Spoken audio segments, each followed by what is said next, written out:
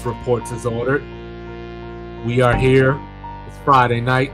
We got playoff games. Nah, that's not how we do it. We started off like this.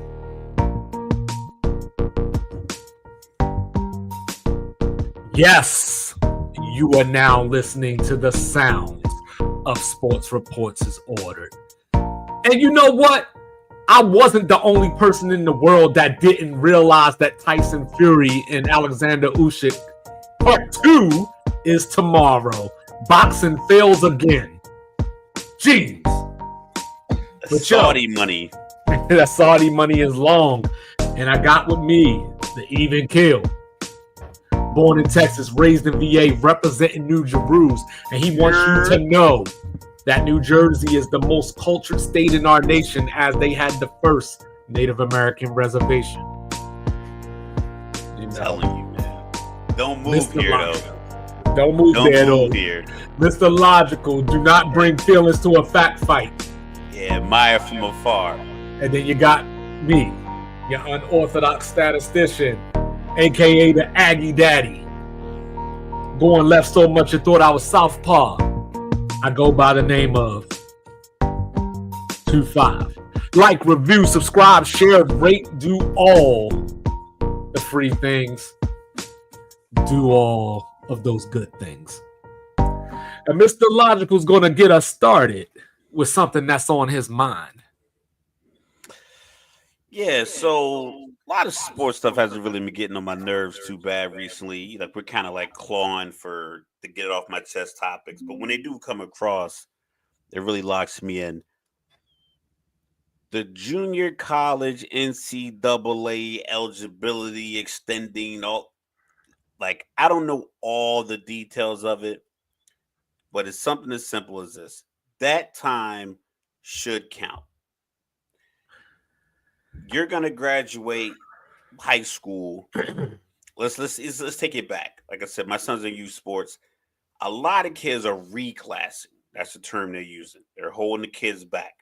So you got guys graduated from high school, 19, with the hopes that they get that man body in their junior, senior year. So you go to JUCO, 4 years. You get out of there, you're 23. And then you do another 4 years at Wyoming or Indiana or UTEP, wherever you end up. Vanderbilt. So now you're 27 years old. I have a friend on Facebook. Her son just won. Their team just won. He goes to Milton High School in Georgia. They just won back-to-back state championships. He's going from high school to Tennessee. So now Tennessee, Vandy are on the schedule next year. He's going to be 19, and Pavia is what? He's 23. 24 years old. It's like, that's a 5-year gap when that guy should have already been done with school. Now you're going to increase that to a 6 and 7 year gap. Cam Rising trying to do 26, 27. Well, you remember the guy from Miami, the tight end, that was on his 9th year this year. He's on his 9th year. There's guys that, graduated with Jason Tatum in high school in basketball, still playing college basketball. Jason Tatum on a $300 million contract right now. His second. Well, another one, right? Bo Nix and Justin Herbert played against each other. Yeah, when he was at Auburn. Yeah, when he was at Auburn, and he's a rookie now, and Herbert's in year 5. Yeah, on his second contract. And Residente. And I get that the pendulum swing, because we talk about basketball. We don't think the NCAA basketball product is as entertaining because we don't think the talent here at home isn't as entertaining as the NBA. Whereas college football, it resonates a bit more. But I don't want grown men, 25-year-old men, taking away spots. Like I said, I got a 15-year-old son. He graduates 2027. That means he's walking onto a college campus to try to play sports.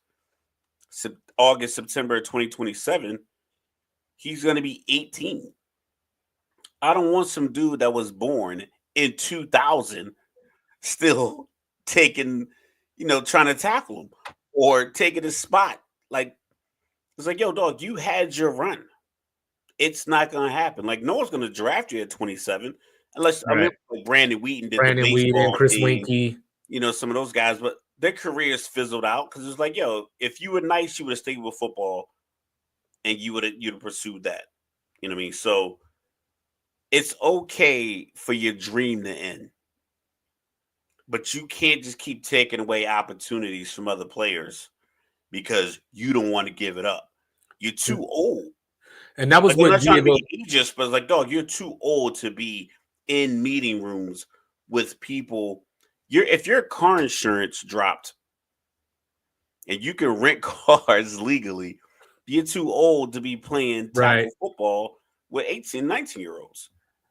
And and that's the thing. So the most upset people about this decision is the state of Alabama.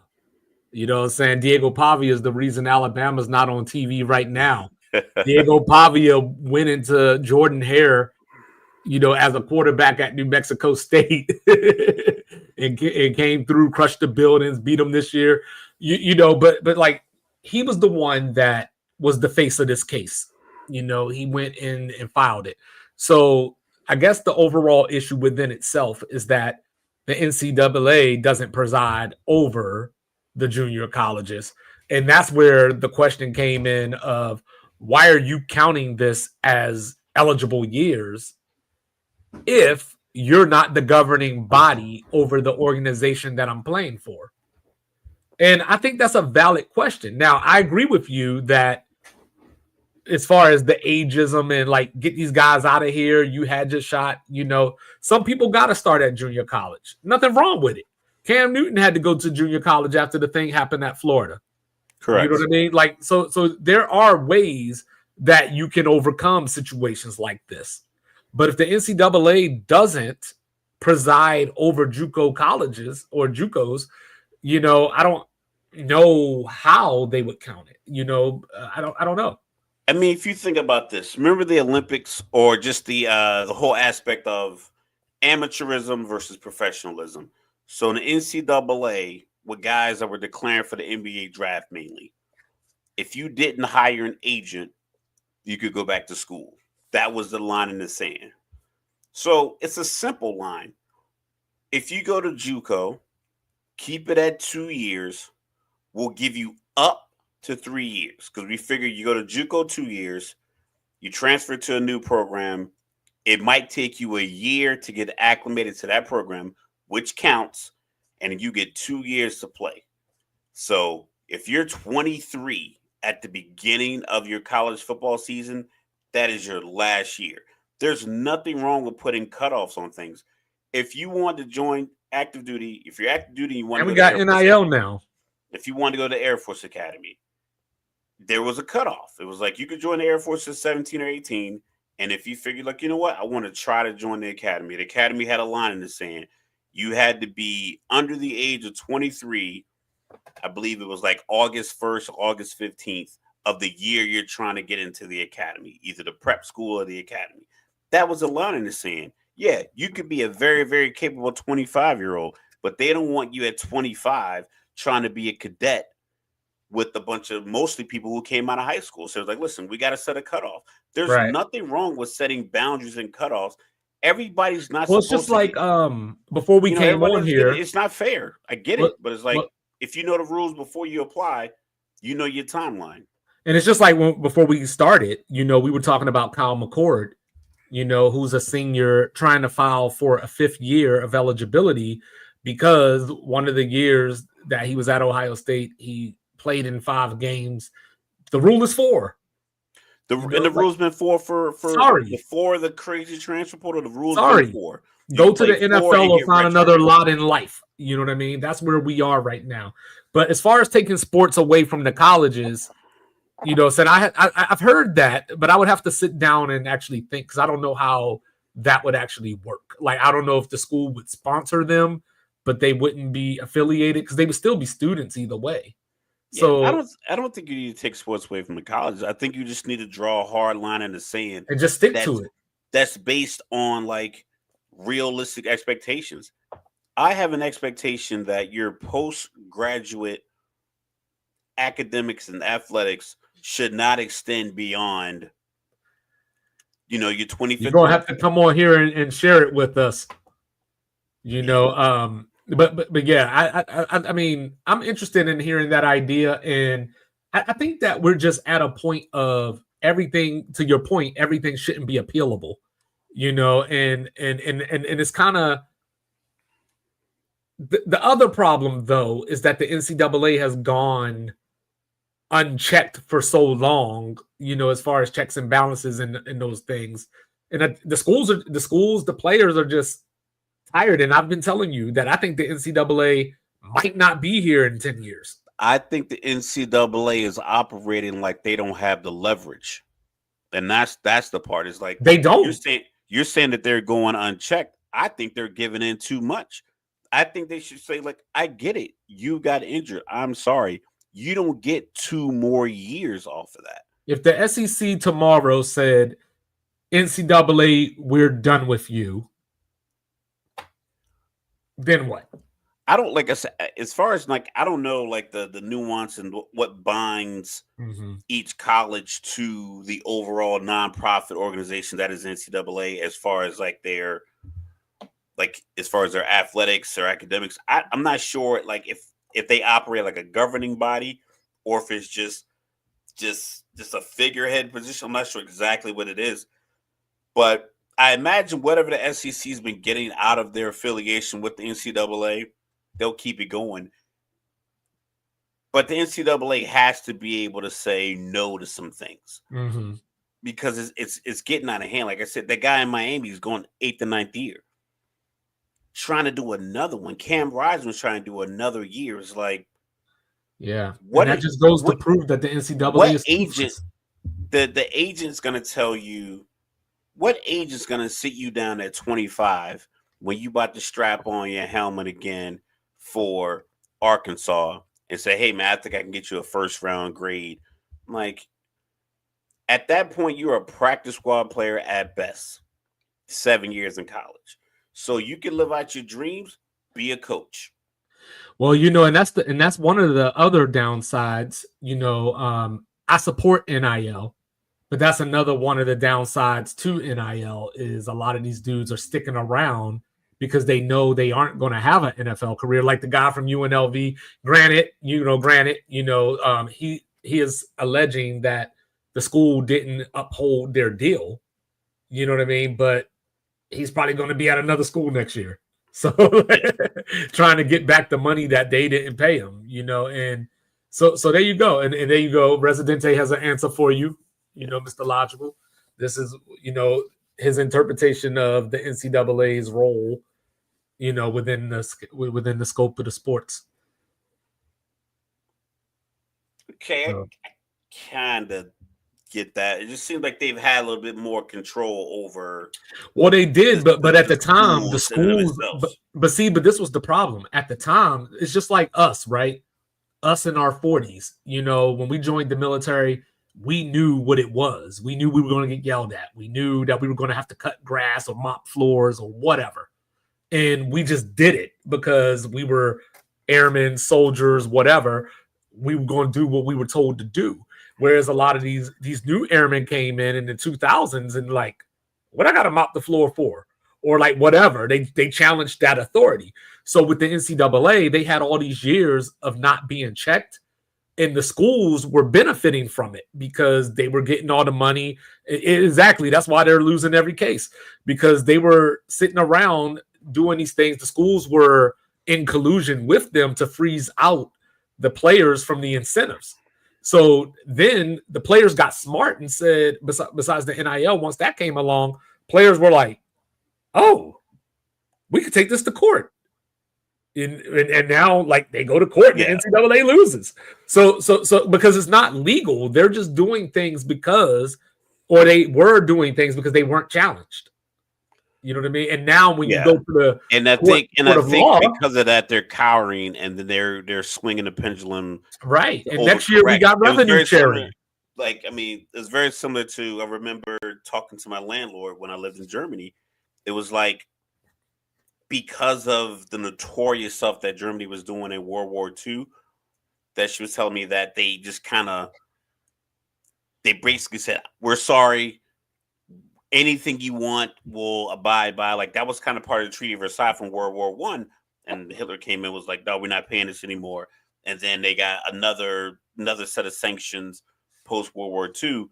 So like their borders opened up. They just kind of opened up a lot, and then that's why East Germany was kind of locked in because it was like, no, we're doing it this way here. Y'all can do it this way over there. We're doing it this way here. And I think after a while, it was like, this isn't making a lot of sense. Let's try to let's get a more balance. And I think the NCAA is starting to give in way too much. Right. Like, it's some stuff but they don't have a choice though, because they're being told that what you're doing is not legal. And to Residente's point, you know, like we were talking about last year when Dartmouth, when the basketball team were trying to unionize and file all these documents. Northwestern football team did it 10 years ago. That's a great. That's going to be the future. You know, like I said, we're already starting revenue sharing next year, where the schools are going to be responsible for divvying up funds to athletes across the sports spectrum, not just football, but also NIL will still be a thing. You're earning, like I said, that's what I'm saying. The schools are, every time the school sells a bag of popcorn because there's a volleyball game, then the people playing in the volleyball game should get some money because you're not selling that popcorn just so people can walk to the campus. It's like King of New York. Game. You know what I'm saying? If a nickel bag gets sold in MacArthur Park, I want in. But even with that being said, as the NCAA, I can still say, hey, cool, I still want a cap on the age of the people trying to operate under this free labor. It's like, listen, okay, cool. There's a cap. There's a cap to you participating. We will cut you your money from this obligation that we have established through law. But with that being said, we're also going to establish this boundary. You can't contest it. You are 23, the beginning of your college football season. That is your last football season. That lets everyone know. So at 18, don't reclass and then go JUCO for 3 years and think you're going to get 4 more years in the NCAA. There's plenty of people coming up. There's plenty of guys that can run the ball, throw the ball, catch the ball, block. So you take your opportunity when the stars and the calendars align for you to take your opportunity and you go for it. If it doesn't land in that window, sorry for you. There's 134 football programs. We can't cater to you as an individual and have you out here until you're 28 years old trying to make your NFL dream come true. The only positive thing about the NCAA is the first weekend of March Madness. That's all I got. You know what I'm saying? But we're getting close to the finish line. You know, we're up to week 16 in the NFL. And Mr. Logical, my prediction might be in trouble. You know, because I was running. Prediction? Well, no, I was just running around these streets, and I'm like, "Yo, the Bengals ain't making the playoffs. The Bengals ain't making the playoffs. The Bengals might make the playoffs. Bengals not making the playoffs. They might make the playoffs. They're not making the playoffs. Their defense will let them down. They might make it's the playoffs. Inevitable. So think about it like this. So this is how I'm looking at this. You funny resident. This is how I'm looking at it. You know, Cincinnati obviously has to win out. You know, but the good news is they play Cleveland this weekend. They host them, ironically. They host Denver next week. And Denver closes with Kansas City. Now, Kansas not gonna play anyway. Well, it depends because you got to remember, Buffalo beat Kansas City. So if Kansas City loses a game before that Denver game, they're going to have to play to get home field advantage. So that's Kansas City losing either Houston or who? Hold up, real quick. Hold on, let me answer this. Hold up. Well, that ain't going to happen because the Ivy Leagues play at a lower level. So you're asking people to go down. Like the Ivy League just approved playing in the football playoffs this week. You know, so they're not going to steal any Bama recruits or Georgia recruits. They have the money for sure, but they would have to reclassify and come up to FBS to pull that off, or they would have to somehow turn into a major conference in basketball to pull that off. Yeah, but and real quick on another NCAA thing before we go off on NFL. I think it's about perspective that you have for the NIL. Like, I was talking to someone at work today, and I was saying, people like, oh, I gotta pay bills. I'm like, no, you get to pay bills. You get to be in a position of where you are capable of, getting an apartment, getting a mortgage, getting a loan. You get to go to work because you have this opportunity. I think guys have to look at it like, listen, I might not have an NFL dream, but if I can go to college and make 80 grand a year playing running back for Northwestern or get 125,000 to be the wide receiver at UNLV, hey, I might not have an NFL dream, but if I can get through college, leave here with a few $1,000,000 and start my life after that, I think that's the ultimate thing. Because there's a lot of guys 8, 9 years ago that were getting money under the table and they left college and they tried to get practice squads and everything else. And it was like, none of that was happening. So at least you get to leave with some money, get to negotiate something. Like I said, all the players in Utah got trucks. So at a minimum, hell, if you want a DoorDash with this truck that the school paid you for a year, boom, you got it. Or you want an Uber, or you just want to just ride around and just have your freedom. You have all of that because of NIL. And I think people are confusing NIL and transfer. Like NIL's for you. You negotiate whatever deal you can get and you let it benefit you. So yeah, like I think that's gonna be the biggest thing. And make sure y'all checking out that One Mic podcast Mondays and Thursdays. Get them gems, black on black news, a little bit of history and a little bit of everything. But back to what I was saying before. So Cincinnati has to win out. They have to beat Cleveland this weekend. They have to beat Denver at home next week. And then they close at Pittsburgh. So depending on what Pittsburgh does this weekend, because if Pittsburgh beats Baltimore this weekend, Pittsburgh clinches the division. So they might sit starters. Now, okay, who's more likely to sit their starters? These are two veteran coaches. You got the number 1 seed Kansas City locked up. Or you have if they have it locked up. Number three Pittsburgh, which is hypothetically number 3 Pittsburgh's locked up. Right? Because I think Buffalo is going to get 2 if Kansas in my scenario. Well, I think they would both sit down. I think they would both sit their players. But you're playing against Denver, you're playing against Cincinnati. Is Mike Tomlin willing to be the reason that Cincinnati doesn't make the playoffs? And is Andy Reid willing to be? Well, I guess it would depend on the health of player. It would probably depend on the health of TJ Watt. It probably come down to that. But so also the other things that Cincinnati needs, they need Miami and Indianapolis to lose one game. Do I think Miami and Indianapolis are winning out? Absolutely not. You know what I'm saying? So there's a window here. That's all I'm saying. I'm not saying it's going to happen. I'm just saying it's a lot more likely than I would have thought 2 weeks ago. That's all I'm saying. But let's take it from the top. We got 2 games tomorrow. We got the Houston Texans invading Arrowhead Stadium, and they're going to win. Shout out to the NFL for just being a monopoly of sports. The college football playoff is going to be this weekend. You could have fixed this. Well, also, we got this whole thing where these 4 teams that are playing tomorrow are playing on Christmas. They got like a little round robin type thing going on. So that's just nuts within itself. And it's 3 games in. You saw what happened. I'm glad we had the Jake Paul Mike Tyson fight. 2 pro games tomorrow. Yes.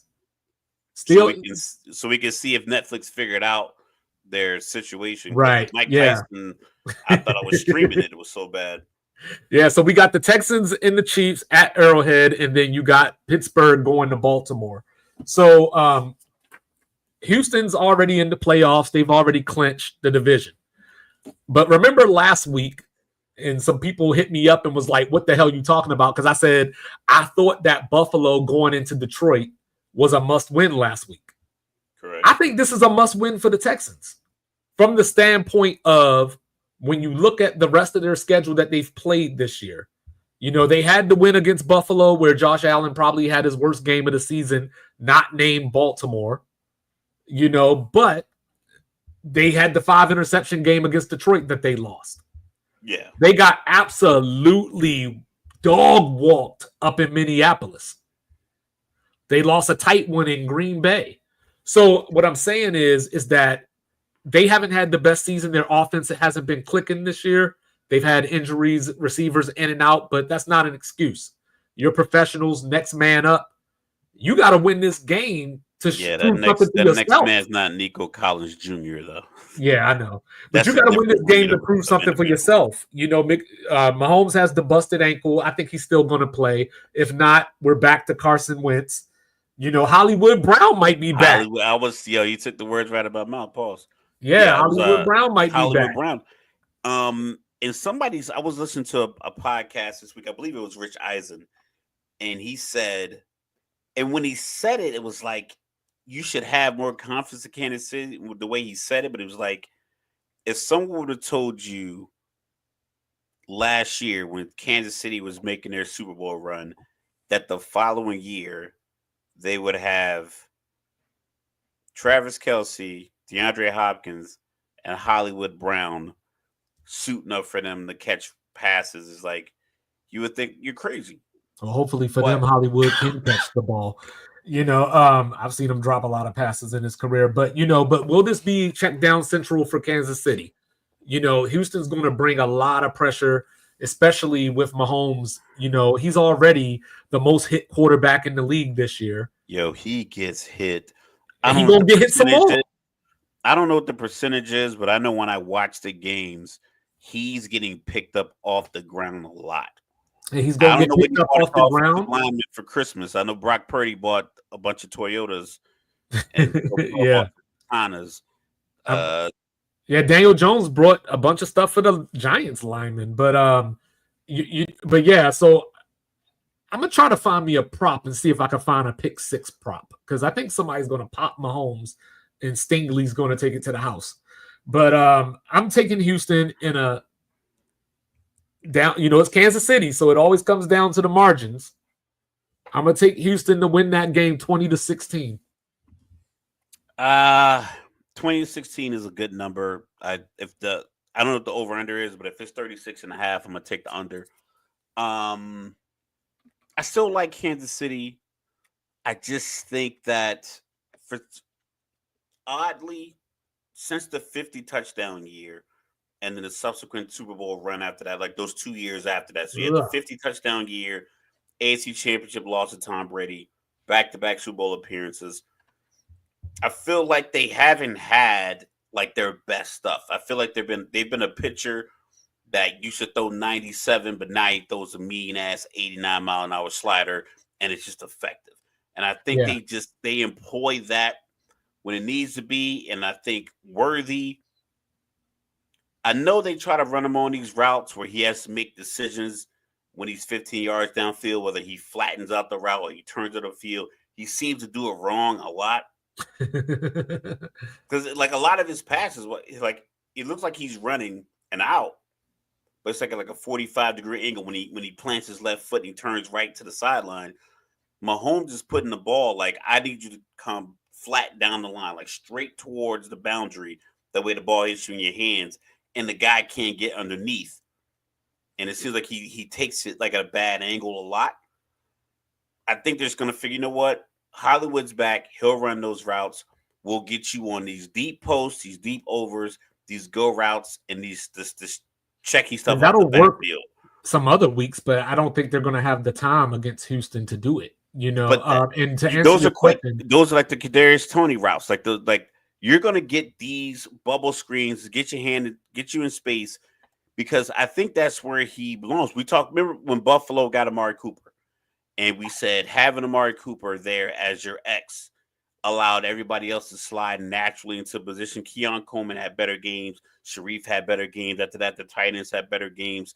It's just when you get a guy that knows I need to flatten this route out to get to the sideline, it's like, okay, I can trust you over here. Xavier, you're a slot guy. I need you in space. This is how I get you on a safety. This is how I get you matched up with a linebacker. Get you the ball quick and let you just use your speed. I think this is going to be the week. I know Hollywood Brown probably isn't 100%. I don't know what his pitch count is going to be, but I just feel like if they put him there because he's used to being there with DeAndre Hopkins, now you can get Worthy in the space where he's matched up. Because now you got to move that safety off of Kelce. a linebacker's And that's got why to I be brought up the Kelsey check or down. Worthy. Yeah, that's why I brought up the check down. So I you can think see a just lot of having that. Hollywood out there, like you got to respect the fact that he can still run by. He had a shoulder injury, But so Joe as long as Mixon, he's in shape, he can still run by you. But Joe Mixon got to do better. 12 carries for 23 yards last week. That ain't going to get it done. And to answer your question, the over-under is 42.5. Take it under. Take the under. Then you got the Steelers going into my hometown to continue their hex over the Ravens. Lamar Jackson has never played the Steelers in front of a Baltimore crowd. That's just strange. When he played against Baltimore, it was the COVID year. I mean, when he played against Pittsburgh, it was the COVID year. So empty stadium. MVPs. Yes, two MVPs in a 5-year window and hadn't played his division rival at home. Right, the main rival too. And so the Ravens shot themselves in the foot the first time they played the Steelers. Derrick Henry fumbled early in the game. They had a couple of years. Yeah, they had a couple of early holding calls that, turned 2nd and 3s to 2nd and 13 and things like that. You can't do that against the Steelers because the Steelers are rarely going to beat themselves. George Pickens looks like he's not going to go, so if that doesn't happen, I don't know where they generate the offense from. And this is one of those moments of Mike, I hope you're listening. This is one of those moments where you look at Mike Tomlin and it's like, look at what he wins with. You know what I mean? Like Pittsburgh has had 2 or 3 years. If you wasn't going to get the quarterback right and you were going to start Kenny Pickett, you should have went out and got some receivers too. You know what I mean? But anyway, 18-16, Pittsburgh didn't score a touchdown in that game. Justin Tucker missed a field goal in that game. So Pittsburgh wins the North with a win. In that game, George Pickens had 12 targets. He had 8 catches for 89 yards. The rest of the Steelers wide receivers in that game against Baltimore a couple of weeks ago, 3 targets, -1 yard. Give me the Ravens. Yeah, I'm taking the Ravens at home. Like, when you play a game against like the Giants, it could be fool's gold. But I think Baltimore has talent. They're the home team. I'm just going to give them the benefit of the doubt that they have an MVP candidate. Lamar Jackson has 33 touchdowns. Mm-hmm. And 34 touchdowns, 3 interceptions. 3 interceptions, yeah. So, so I'm taking Baltimore. Okay. Let's read this. No sympathy for Devondre Campbell. Not one iota of sympathy. I wouldn't say a lack of sympathy. I just say, like, we don't understand what was going on. I don't know if it's a mental health thing. You could be worn out with the job. You go ahead and take it down, Mike. I can see it. You could be worn out with a job, and it could just come at any kind of moment. Like, sometimes you wake up and realize, you know what? It's time for me to click that button and retire. Or sometimes it's a conversation while you're at work. Like, you know what? Tomorrow I'm not going to be as motivated as I was this morning. It just comes to that. My thing is, like, to handle that though. If it's ways to handle it. Yeah, it's a professional way to handle it. It's an honest way to handle it, and it may not be smooth, but at the same point, it's like my thing is like I don't want you coming back.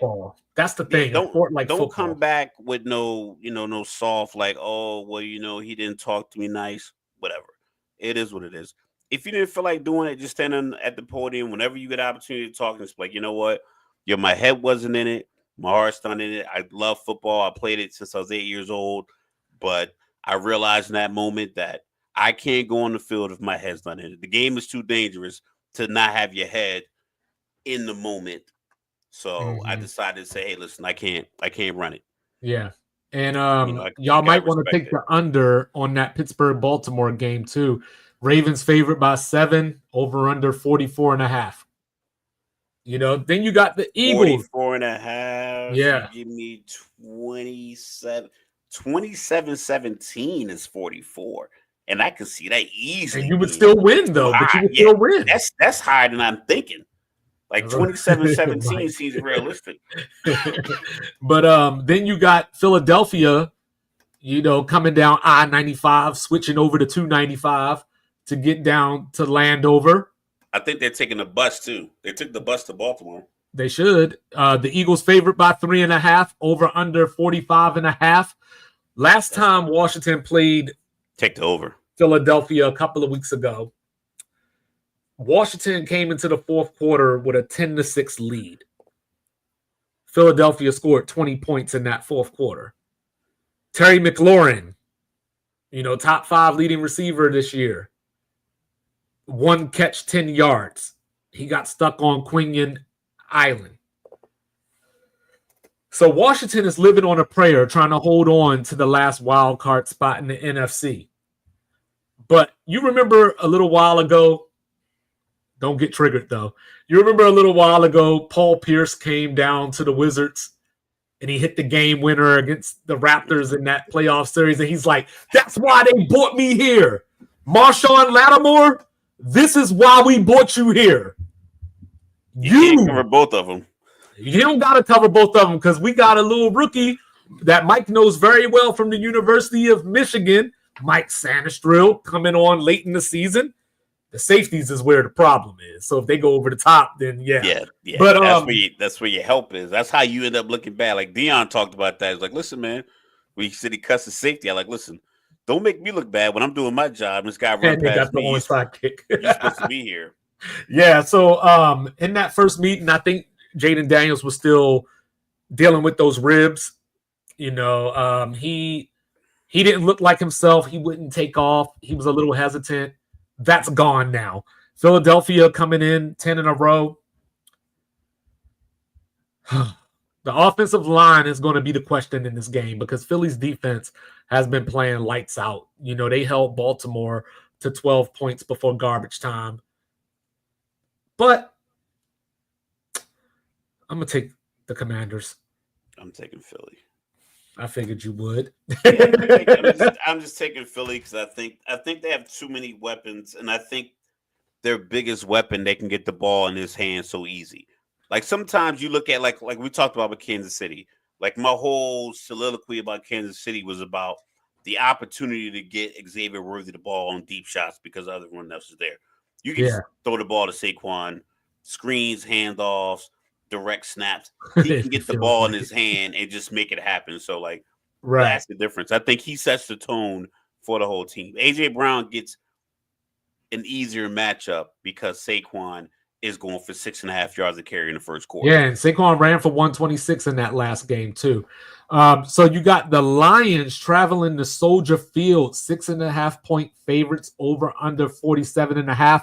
I'm not going to spend much time on this game because I'm picking Detroit despite the fact that... And I'm taking the over. Yeah, that too. But I'm taking Detroit despite the fact that they have more injuries than they have wins this year. And on top of that, the last time we saw Chicago and Detroit, that was Matt Eberflus's last game. The clock management at the end. So since Thomas Brown has been the head coach, the Bears have been outscored 68-25 to include 53-0 in the first half. Get them out of here. Give me the Lions. Yeah, Chicago. I talked to a guy that's pilot in my office, and he's a Chicago fan. I told him 2 weeks ago. I was like, yo, you better be ready for these 5th-round pick offers for DJ Moore. He was like, a 5th-round pick? Seriously? I'm like, it's not a talent thing. It's apparent. Devontae Adams went for a 5th. I'm like, I'm watching the game, and I can tell he don't want to be in Chicago. He's been saying since last year he didn't want Caleb. So it's like, if I'm the GM from another team, why would I offer you anything more than that? Like, I start at 5. I'll be willing to give you a 4. DeAndre Hopkins went for a 5th. I'm like, DJ Moore's going for a 5th, man. I'm like, if I was Atlanta's GM, I'd make that call. The only thing but he got Atlanta's over GM them is not a forward thinker like myself, so he won't make a call. But someone like the Rams will make that call. Maybe San Francisco will make that call. DJ Moore is going to be on another team that really needs him for a 4th, 5th round pick. And everyone's going to be sitting around like, man, I could have got DJ Moore for a 5th round pick. Tunes in the Sports Reports is ordered. Listen to me, and you'll keep your GM job. Don't listen to Woody Johnson because it depends on what DJ Moore's Madden rating is. So, Yo, you know, if I'm Joe Douglas, I'm airing it out. Like I'm about to go on a world tour. Like I yes. don't care. I don't want to work in the NFL anymore anyway. I'm about to air out every meeting, every silly email. I'm about to be on Oprah talking about the Jets. So we got speaking of the Jets, we got the Rams coming up to your neck of the woods. 3-point favorite, over under 46.5. I think the Jets have a chance to win this game. Like the last couple of weeks, Aaron Rodgers has looked a lot better. He still ain't shit overall, but he's looked a lot better than he did before. 23 touchdowns, 8 interceptions on the season. Not so bad, but coming off of what we know him to be, it's disappointing. But the Rams have blood in their eyes. They're on a high right now. They just beat Buffalo 2 weeks ago, put up 44. They went to Levi. I was about to say Candlestick. They went to Levi and beat the Niners last week and showed that they can actually play some defense. So I feel like this might be one of those NFL games where they're riding high and you have the inexplicable loss that you can't explain. It's going to be tough. It's going to be what team or what older quarterback can operate in this weather. Because right now, Friday night. The one that's played in it. But, I mean, Matthew Stafford's been in the dome most of his career. He's been in the dome most of his career, but he is, like, he's a big, strong guy. Hasn't had major injuries to come back from. Has always been, like, a big, opposing guy. Got those new veneers and shit, so he's good to go. I think Aaron Rodgers, he doesn't look like he moves well. I think the turmoil within the organization bleeds onto the field. It's probably impacting most teams that are doing poorly. It's not players on the field. I mean, the Bengals are doing poorly, but they have, MVP caliber quarterback and a Triple Crown wide receiver threat. It's just the sack leader. It's the sack leader. So it's like the desire to be in this group of people to do this thing. It's gonna be cold. It's already snowing right now. It's not gonna get any warmer throughout the weekend. I just feel like the Rams have a little bit more to play for, and it's gonna be like I said, I told you before. It's gonna be a lot of guys out with hamstring tightness and quad tightness for the next 3 weeks. Well, hopefully a lot of guys setting up that next job.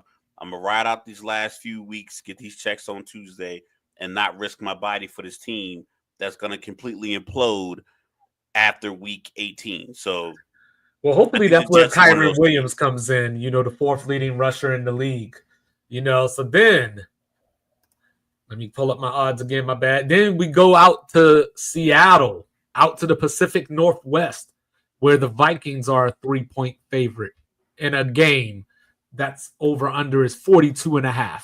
Sounds like Geno Smith is going to play. Thank goodness, because in relief, Sam Howell last week, 5 for 14 with 24 yards and an interception. He's in his career, he has more interceptions than touchdowns. So it's Seattle, everybody, man. So Seattle is saying their prayers and thanking the Lord that this man is not playing this weekend. They should have Kenneth Walker back this week, but it sounds like Charbonnet may be out now. I guess they're just playing rotating running backs. I don't know. But if Seattle wins out, they win the West. The only problem is they ain't going to win this game. Yeah, I had Seattle. Before the Rams made like this little mini run, I had Seattle, righting the ship and winning the West. And I believe you might have said something about the Rams winning the West, and I was like, I didn't really see it. But it seems like the Seahawks kind of go in these waves where when expectations are levied upon them, they just fall short, which is probably regular for every team. But it just seems as if it happens to them in the wrong times. And I think it's happening now.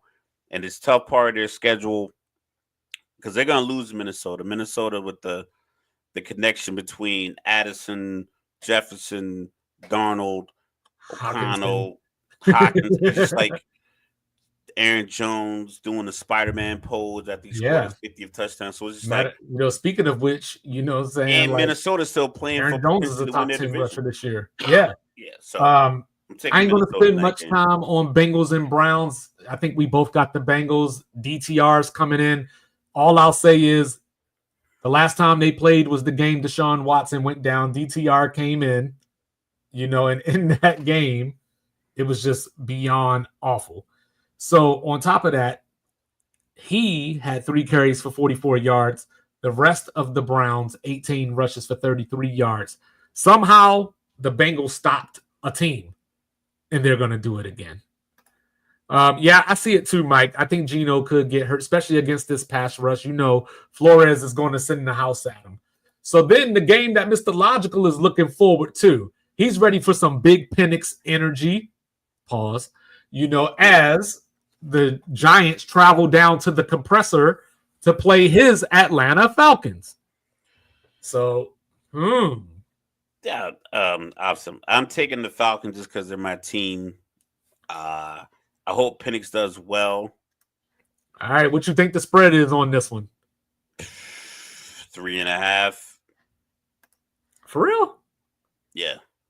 Have some faith in Vegas, man. Falcons by 9. Cap. Falcons by 9. And the over-under at 43.5, but I'm probably taking the under because I can't trust the Giants to get to 10. Take the Giants on the points. I can't trust the Giants to get to 10. But I'm looking forward to it. You got to figure you got a rookie.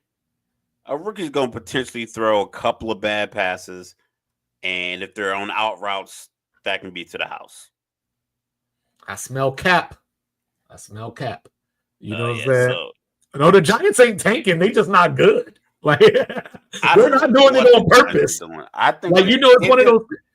They're doing it on purpose. When they went to they're not. The Drew Lock, but I guess after you see Drew Lock, it's like. No, you remember when you were a little kid and y'all were like snapping on each other, and somebody was like, you better stop. You better stop acting dumb before people think you dumb, and somebody be like, he ain't acting. You know what I'm saying? That's the Giants. They dumb. You know what I'm saying? All right, you got Titans at Colts, and it sounds like Will Levis is going to be on the next thing smoking out of Nashville. They played earlier this year. It was a 3-point win. Mason Rudolph is back in. So in this game, the Colts need basically to win out to even have a chance to make the playoffs. They're a 4-point favorite over under 42.5. I don't know. Because Anthony Richardson had the game against the Jets a couple weeks ago, and it was like, oh, maybe that benching was good. He's turning the corner. He came out here and went 17 for 38 last week. And then he should never throw 38 passes. And then Jonathan Taylor he should be capped at 31 passes. And then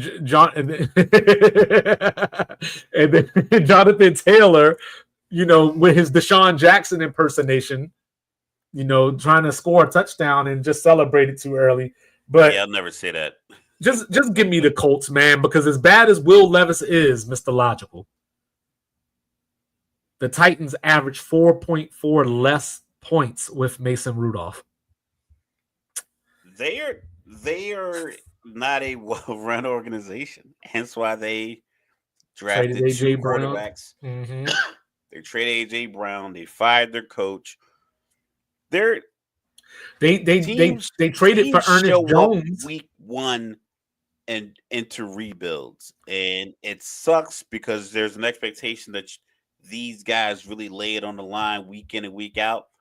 But they knew in March 2024 that this entire season was a rebuild, and you have to act like you want to win, and you have to believe you're going to win. But any smart person that knows anything about football knows that that's not a winning football team. Yeah, and they traded for Ernest Jones in the offseason just to trade him for another person at his position to Seattle.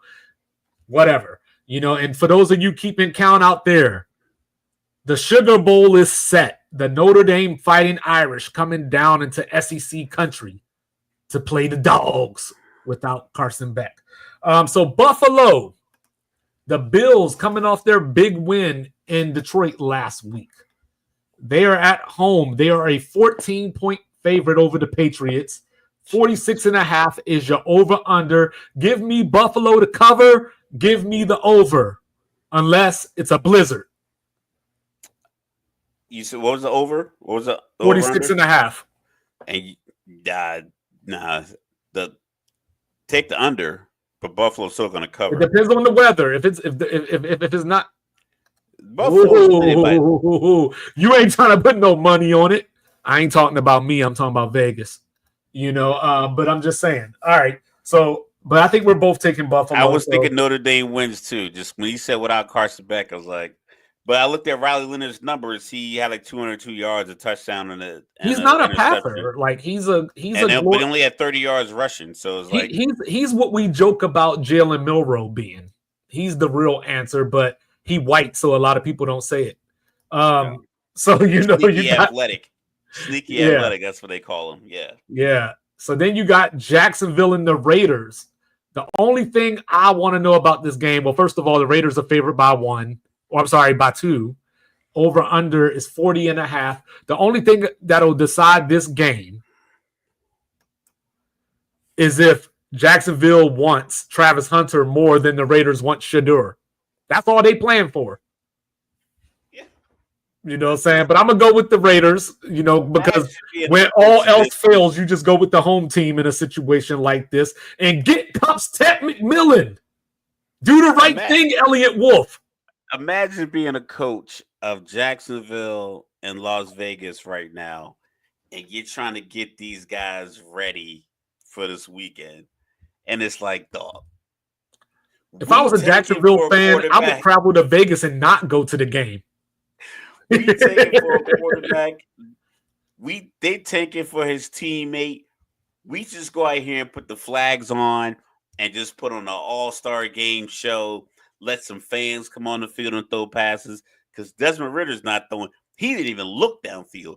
I don't think Desmond Ritter looked towards the goalpost the whole game last week.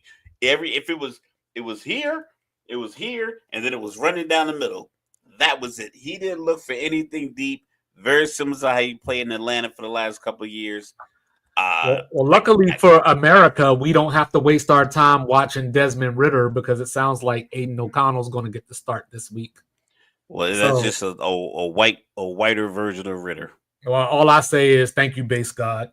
You know what I'm saying? Then you got the Cardinals traveling down to Carolina. You remember that clip I sent you? They were talking to Kyler Murray about the weather, and he's like, yeah, how cold is it going to be? They're like 35, and he's like, shit. Damn. Yeah, and I said the same thing. Give me the Panthers. I'm taking the Panthers too. Oh, okay. I don't know. I like Kyler Murray. I think he's a winner, but just something like I don't know if football and winning football games is a priority to him. You know what I mean? Sometimes you can kind of just see certain players and the results of the games. Like Josh Allen had that lost to the Rams, but he had 6 total touchdowns. Granted, a couple of them were tush push, but it's like he threw 3, he ran for 3 more. You could tell like the effort he put into that, he really wanted to win that game. Even in the Baltimore game where he got knocked out and just kind of popped back up and didn't come out the game, you could tell he really wants to be out there. Sometimes I don't know if Kyler Murray really wants to win games or he just likes being a quarterback. You know, I think he just likes being in the NFL, but I don't know if he really like the statement about it's not my job to get Marvin Harrison the ball. Like that's literally fuck it. Marvin's down there somewhere. Like I'm out here to win. What you think Tom Brady would have been like, it's not my job to get Randy the ball. He was like, are you serious? That's Randy. The Cardinals might have the best tight end in the league, though. You know what I'm saying? Yeah, no touchdowns. Once again, like another thing, like you got a guy catching that many passes and you're not looking for him when you get in the red zone. Like that's what I mean. It's like you're the quarterback. Your job is to like be the guy for your team. And you sound like Julio Jones, ain't it? Well, Julio, he said it openly. He was like, listen, I don't care to get the ball because I got 6 eyes on me in the red zone. He's like, so there's 3 guys watching me, then other people open. Yeah. But he was getting, he was still getting some targets. So Scott McBride should have already had a like that should have been. You should go into the game like, yo, I'm getting you a touchdown no matter what. So the loser of this game will guarantee that they finish with a losing season. We probably didn't think that before the season, But the Miami Dolphins are a 1-point favorite at home against the San Francisco 49ers. Over under 46.5. Could it be the fate of the 49ers is dependent on the legs of Patrick Taylor? Because Isaac Garindo sounds like he's got this hamstring and is trending in the wrong direction. This is teacher versus pupil. The problem is when you usually have a teacher-pupil dynamic, you take things from your teacher and then you add on, and then eventually you fold into your own identity, even though we can still see some of the concepts. Mike McDaniel hasn't evolved. He hasn't evolved.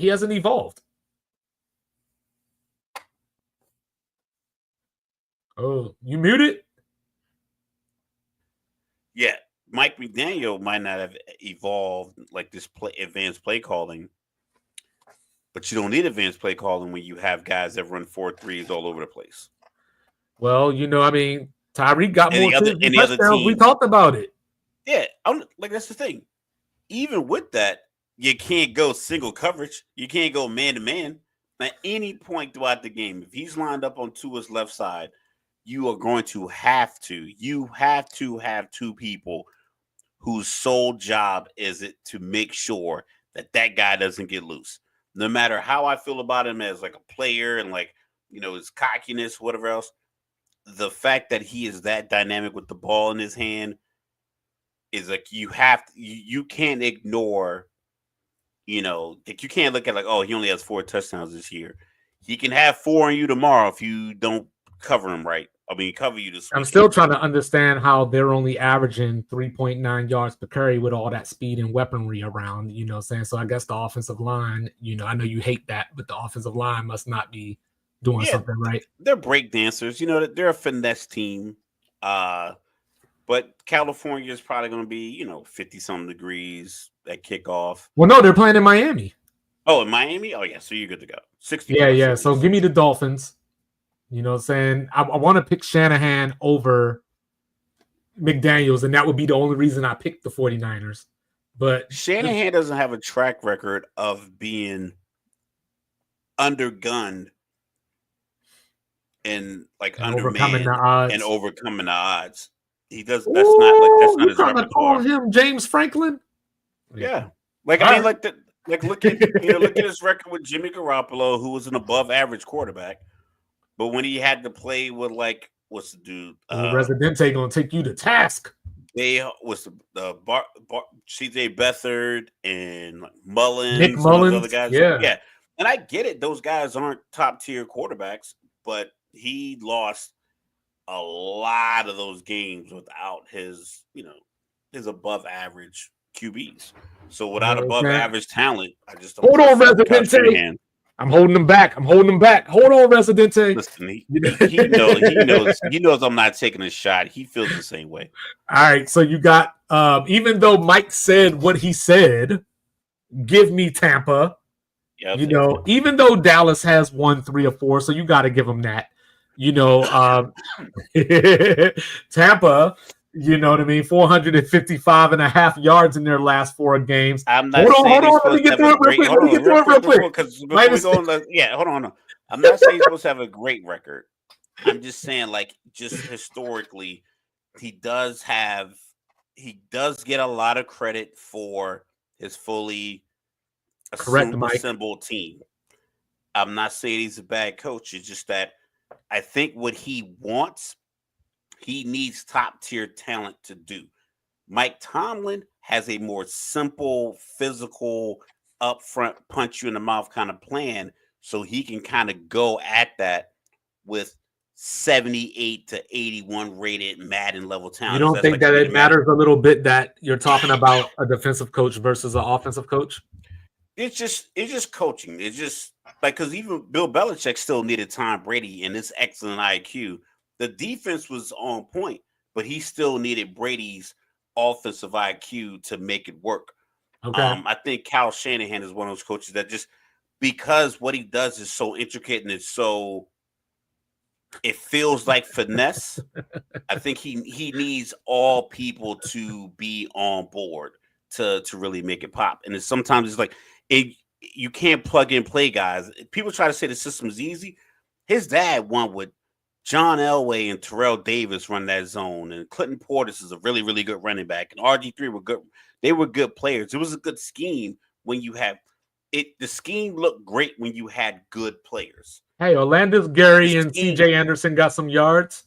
Yeah, that's what I'm saying. Like when you have good players, they have such a great scheme that it is all elevated. But when you have like average players, it's hard to get it up over the edge. And I think that's the problem that you're running into now in San Francisco. It's not a knock, it's just people aren't available. There's only so much you could do with, third and fourth string players starting. It's not a knock, it's just a reality of talent. Yeah. So Mike is absolutely right. Tampa can't stop the run, and they can't stop the pass either. But the problem is that Dallas doesn't have the quarterback, if Tampa does put up a little resistance, that I can trust to outgun Baker Mayfield. Now, unless Dallas is going to hold the ball the way that Vanderbilt held the ball against Alabama, then I don't know how much that really matters. But as is, Tampa's favored by 4.5. Over-under's 48.5. Matter of fact, the Cowboys even have a win at home this year. I don't think they've been playing well at home. I believe they do have a win recently, but I don't think they've been playing well at home. And you got Mike Evans and Jalen McMillan coming in as well. Bucky Irvin's been showing out, but Diggs is out for the season now. So Dallas is falling apart right before our eyes as well. So I'm going to take Tampa in this game. I just think that they just got too much. And Overshown's gone as well, which it might be even a bigger loss than Diggs, because, Diggs going to give up as much as he stops. Yeah, he's going to get a pick, though. You know what? Yeah, like Diggs is like the cornerback version of Sammy Sosa. Like it's either a home run or a strikeout. Swinging a miss or a home run. You ain't never getting a double. You know what I'm saying? And then finally Monday Night Football down in up in Lambeau Field. The Packers are favored by 14.5 over the Saints. 42.5 is your over under. Take the points. Take the points. Spencer Rattler's getting the start just like he should have last week. But give me Green Bay. Jordan Love's doing that thing again, Mr. Logical. He's doing that thing again. No, you remember last year, November hit. He didn't throw an interception until that second round game against San Francisco. Getting hot late. He's doing it again. So last 4 games, 7 touchdowns, no interceptions. Are the Saints even going to have Alvin Kamara? Please, I hope they have Alvin Kamara. This guy's 50 yards away from his first 1,000-yard season of his career. Don't do him like that, football gods. Don't do him like that. It's going to be a lot of quads. Things are kind of tight. Yeah. All right. So those are the picks for Week 16. Mr. Logical wanted to have a conversation about bowl games and these players opting out. So I'll let you start us off. The bowl game, opt out, opt in, get the prize, play, or sit out and get drafted, drop out of school, finish your degree online later. I think everything is an option. And we talked about the NCAA and their governing and how it might not coincide with what the school wants. And if they can't figure out, you got the NCAA and the schools making money together. So if they can't figure out their relationship as a player, you got to think like, listen, I don't know if they're looking out for my best interest. So the 2 examples of that is Jake Butt from Michigan. When he played, he won the Mackey Award that year. He was the nation's top tight end. Probably would have been a first or second round pick. End up tearing his ACL for the second time, which then gives you pause. Like, oh, maybe he's injury prone. Yep. In the Orange Bowl against Florida State. In the Orange Bowl, he falls in the draft. He did say he took out an insurance policy. That's a bad call, by the way, on the Notre Dame thing. Took out an insurance policy, so that doesn't make up for it. I remember Jameis Winston was going to be the number 1 pick. He took out an insurance policy, but his insurance policy was like $5 million. Right. It wasn't the hundreds of millions of dollars he was expected to make as a starting quarterback, between your first and second contract. as a first-round draft pick. And then we got Jalen Smith ended up getting drafted by Dallas, but that's because he was such a superior talent after that leg injury, and it was after the I was in the play stadium where for he got that one. injured. Yeah, he I got was pushed actually in the live in back effect. and tore his knee all apart, and he ended up getting drafted by Dallas. He was in the running to be a top 5 pick. So seeing those, I'm fully with players opting out of the bowl. If you have a real opportunity to go to NFL draft, then opting out makes the most sense. If you are a fringe 3rd or 4th round guy, maybe playing might be better. But if you are going to be a top 5 pick, i.e., you're going to talk about Caleb Williams. Like if I know I'm going to be the top overall pick, why am I going to this bowl game? Because not only you opting out because you're going to the draft, you got guys opting out because they're transferring. You guys opting out because they don't want to get injured. You got guys opting out because it's like, listen, I'm done with the coach. The coach got another job, so I'm opting out, i.e. Marshall. All those guys hopping in the portal. Maybe all of them wanted to leave. Maybe they didn't, but they're like, you know what? In solidarity, I'm getting out of here. So that bowl game we saw happen with Florida State against Georgia is like, do I really want to play in this compensatory Are you bringing bowl, up or do both? I want to set myself up for the future? Because that's the whole point of going to college, is to set yourself up for the future. So the future says I'm going to get one of these rookie wage scale draft pick spots because I'm going to be one of the first 64 guys. I'm going with that. So Marshall's a little different, just because their coach left. So, that's the whole, you got the 30-day window. Yeah, but those guys could have stayed. They still could have stayed and say, but why would we're going they? to play this bowl game. But it's like, why would I? Like, why would So I? I also think it depends on the player in the situation. So, Shador, I know Dion has already said that they're going to finish what they started. Travis Hunter and Shador allegedly are going to play in the Alamo Bowl against BYU. I say, Dion, let's just pray they don't get hurt because I don't think they should be playing. But if you're someone like, say, Nick Nash, the guy who everybody or a lot of people said got screwed out of the Biletnikoff, and you're a day 3 projection, it might not hurt to have a little bit more tape. You know what I mean? You're playing against, in his particular situation, you're playing against South Florida, who isn't that great of a team, but it's teams with Florida speed. And the number one knock on you is your separation skills. That might give you another window unless you're going to play in the Senior Bowl or something along those lines, which you're probably not.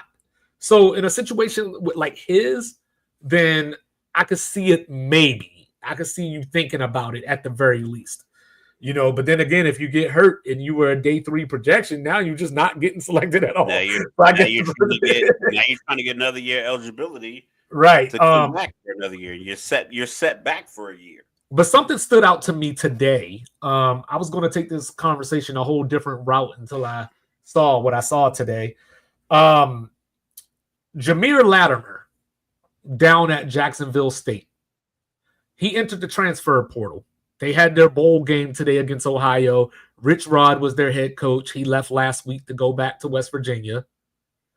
Latimer played in the bowl game and still entered the portal. So he put his name in the portal and he played in the bowl game because you know what? For a guy like him, that could be an audition for another school. Especially if you're a G5 kind of guy, like, playing at Jacksonville State, Conference USA. But let's say you have aspirations. Maybe you want to go to Missouri. If you're gonna use this primetime game opportunity, because if you think about it, there was how many games that came on today? Maybe 4. So we had this game that came on at 8:00. The Jacksonville State came on probably a little earlier. So if you're using it as like, hey, it's going to be on ESPN. It's against a different opponent. Case in point, San Jose State playing against USF. That's not a school they played. You said the Florida speed. So if you're going to use this game as an audition, then rock with it. If you are playing with a bunch of guys that, listen, we're just playing college football. They know, like, when I take these shoulder pads off after this last game here, this is the end of my football career for the most part. I'm going on to whatever I was going to do in life, then ride or die with those guys. But certain schools, it's a business, and certain players, it's a business. You have to make a And, business decision. Like, I've been and making jokes about quads and hamstrings. It's a lot of guys on teams like the professional ranks. These guys are already getting money. It's a lot of guys that probably left games early because of tightness, because it was a 21-point lead, soft tissue. soft tissue stuff. There's probably a lot of guys that are like, listen, I'm not going with this knee. I said it in the preseason. T. Higgins was gonna miss a handful of games this year for something that he probably would have played through if they would have paid him.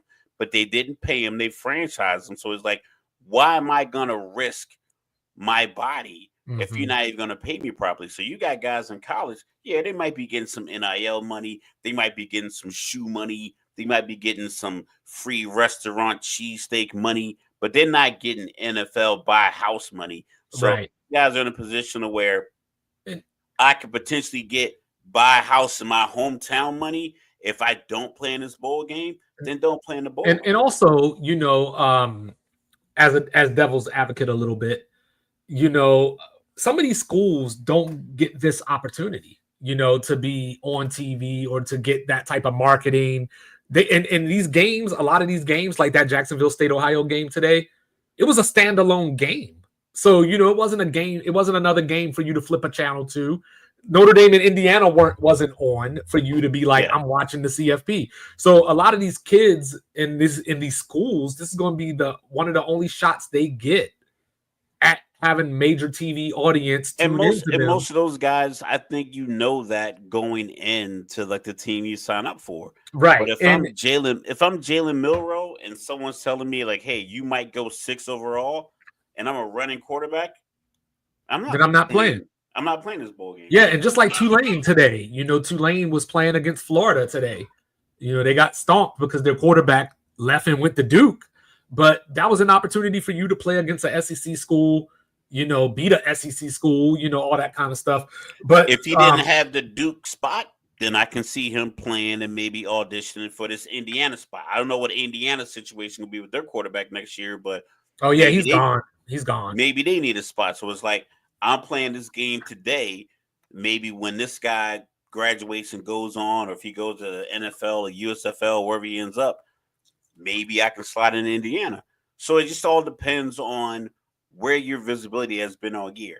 And Travis Hunter, Shador, Cam Ward, Carson Beck.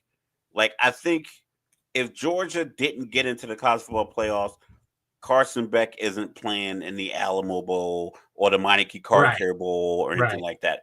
I think he's prepping himself. Same thing with Texas. I think Quinn Ewers is probably already potentially transferring, and Archman is going to get his shot.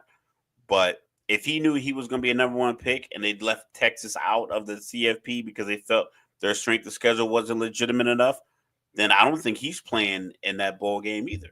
So what surprised me was, because I'm like, there's so many bowl games. I think there's 41 or so. And, after the Marshall thing happened, they replaced Army with a 5-7 Louisiana Tech team. So I was thinking to myself, who watches these games besides me? And so as I was thinking about that, I found Ross Dellinger, the savant over, no pun intended, over there at Yahoo. Yes. He had some stats for me, and it goes a little something like this. So, obviously, Caleb Williams was the number one draft pick last year or this Right. year. He wasn't going to play in the bowl game against Louisville. But according to Ross Dellinger, the Duke's Mayo Bowl, the Holiday Bowl, and the Military Bowl last season, all three of them got at least 2.2 million viewers. On the days that they played their games, they outdrew the league that we're about to get to in a minute, the NBA and the NHL. Neither one of those sports got more than 500,000. Now, I know you're thinking like, okay, well, what were those games? It wasn't Marshall against who? Yeah, you're right. It wasn't, but this is what it was. It was Virginia Tech against Tulane, Good and game. Michael Pratt didn't play. It was the Mayo Bowl, West Virginia against North Carolina. Drake May didn't play. Holiday Bowl, USC against Louisville. No Caleb. That's when Miller Moss came in and threw the 6 touchdown passes.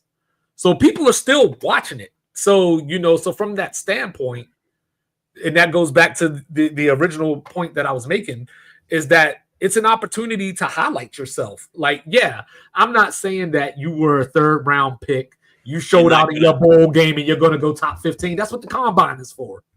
Yeah, but you could go from 2nd, 3rd round pick, 6 touchdowns in a bowl game, and a great pro day, and now you're Zach Wilson. Yeah, and it could be a cautionary tale now because Zach Wilson ended up going 2, and then it didn't really pan out. But a lot of people aren't going to look at like previous years and be like, you know what, we're not going to make that mistake. They're going to look at what you did, what you put on tape, and what they feel like, and what they feel like you could do. And Mike, as we transition NBA, look at James up in here being impatient. We was gonna get there. He's like, it feels like a chore. Playoffs are cool, we was gonna but get I'm not there. excited to watch. So, Mr. Logical, what's wrong with the NBA? Is there something wrong with the NBA? I heard a question on on the 560 podcast, Jeff Teague and his boys, and the guy asked, he's like, is the league ready for an NBA without LeBron? Teague said no, and his boy said, I am, and you should be. Like, it should be a pass in the torch. Yeah, I was ready for that 5 years ago. I just don't know if the NBA is doing a good enough job at finding the person to carry that torch.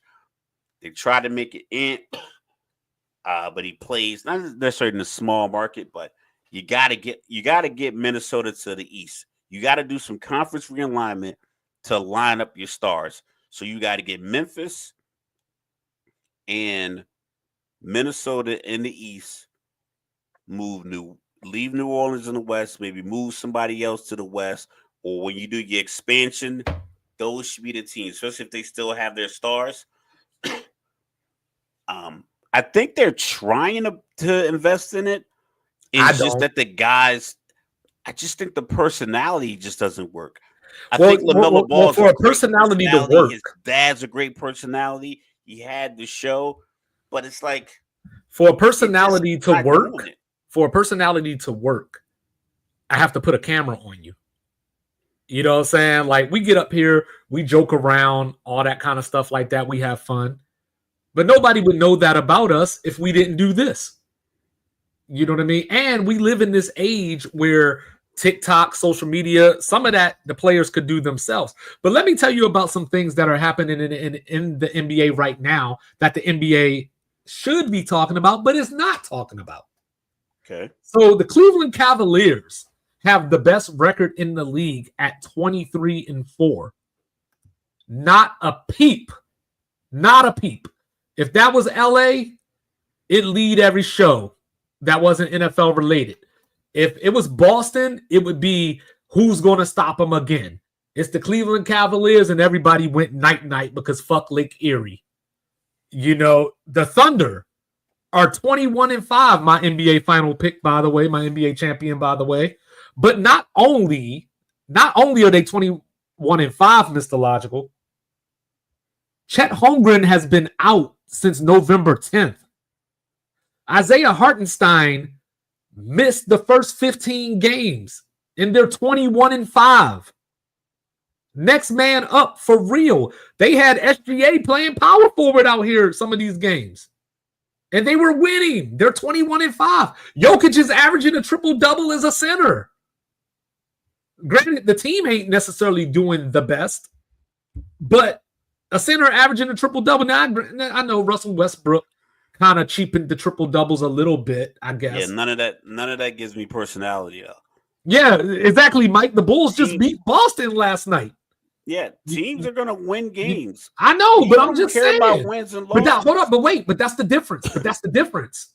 Right? When Alabama lost to Vanderbilt, It was like Alabama really lost to Vanderbilt when if the Browns beat. Well, I don't know. That's not a good example. If the Bears beat the Lions this weekend, you don't think that's going to be all over TV? It will be That's for a what I'm little bit, saying. but that's because football is the NFL is the personality for the game of football. I'll give you some names here in a Basketball, second, Cups. the players individually are the things that get you to tune in. You you can charge $400 a ticket at Madison Square Garden when Golden State and Steph Curry comes to New York. You can't charge that for De'Aaron Fox in Sacramento, even though it's the same distance. So, like, they're both flying across country. They're on their East Coast road trip. One is Golden State and Steph Curry and Steve Kerr and the personalities against the big East Coast brand, the New York Knicks. Right. I think the NBA players are just not as they're not as appealing. You can't tell me Anthony Edwards doesn't have personality. He does, but he plays in the West, so his games come on at 10 o'clock. What time zone is Minnesota in? Yeah, but their games, they don't get the first East Coast slots. So if they had doubleheader nights every day in the NBA on TV, which is another thing they probably should look into, like, yo, how do we get 2 games on for all these teams every single night from October until April? Like, it should be games on all the time. They shouldn't worry about competing with the NFL because the NFL doesn't care. The NFL does not care that the NBA has Christmas Day games. Well, they just stole Christmas. They stole it. The NFL's the Grinch that stole Christmas. They got Mariah and Beyonce. They stole Sunday from Jesus, and then they stole his birthday from the NBA. So it's like they've done it all because now they're trying to steal Wednesdays from AEW. As the league, they make sure that they showcase the rookie matchups. Caleb versus Jaden Daniels. They will hype that up. Those teams could have both been under 500 when that game kicked off, and it would have still been 1 versus 2. You know, who got it right, and that would have been the whole conversation. LaMelo Ball, he got drafted 3rd overall. I can't remember who went 1 in his draft. Who? LaMelo Ball. Zion, wasn't it? No, that was Zion and Morant. That was Ja Morant. Yeah. So they went 1-2. They don't hype that matchup as 1 versus 2 from that draft. The way they hype up the draft matchup. Matter of fact, it was Anthony Edwards. It was Anthony Edwards. Was it Anthony Edwards? Yeah. But that's what I'm saying. Like, LaMelo went 3 because remember Golden State took Wiseman. Yeah. So, like, a lot of that stuff needs to be built into their marketing formula, and I don't think they do a good job of that, especially considering LaMelo Ball was famous at 14. Well, LaMelo Ball, I'm glad you brought him up because that was going to be my next point. You know what I'm saying? He's averaging 30 and 8 this year. You know what I'm saying? So, for one, get me LeVar back on TV. That's first and foremost. I have a microphone in his face every single time. I have him, Charles Barkley, and Shannon Sharp just sitting on the sideline having conversations. Yep, heard again. Yeah, what it's about. But before that, you know, he still wasn't being talked about. You know, you got the Rockets, 3rd in the West. You know, right now, team Ime Udoka redemption story. This is where the NFL and like even March Madness, the storyline they build that like this is Ime's. I mean, I don't want to say resurrection, but you know what I mean. But he's coming back basically from the ashes, and that should be covered more. The Warriors shows how good of a coach he is, and once again, that's the focus on that. But I don't know if the NBA.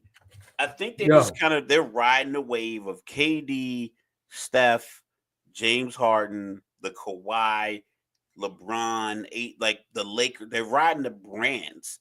They're riding the Knicks brand. They hope the Knicks are good. They hope the Lakers are good. But as long as the Lakers still have LeBron, they don't have to be good. They just have to keep LeBron. And I think that's what they're riding with, and that's the problem. I think they're using a false. It's like the Squid Game when they were like jumping from one glass to the next. It's like, yeah, it's good for now until you make the wrong choice and you jump and everything falls through because your ratings aren't going up. And the NFL, not the NFL product's crazy great. It's just that we tune in to Josh Allen. We tune in for Mike Tomlin. We tune in for the Aaron Rodgers interview with McAfee on Tuesday. It's like so much of our week as NFL fans is encapsulated by Well, just see, the as far as that personalities. goes, And then we get football multiple days out of that week as on far as top of that that. goes, it's a little different because in most weeks, NFL teams have 6 days off before their next game. NBA teams are playing back to back, so they're But we playing get every three. other But night. we get Thursday night football. We get Sunday night. We get Sunday But all those day are only football, two and then teams. but we get no. I'm just saying we get to talk football. Mm-hmm. It's a standalone games, and we highlight different storylines, like the Mike Tomlin never going under 500.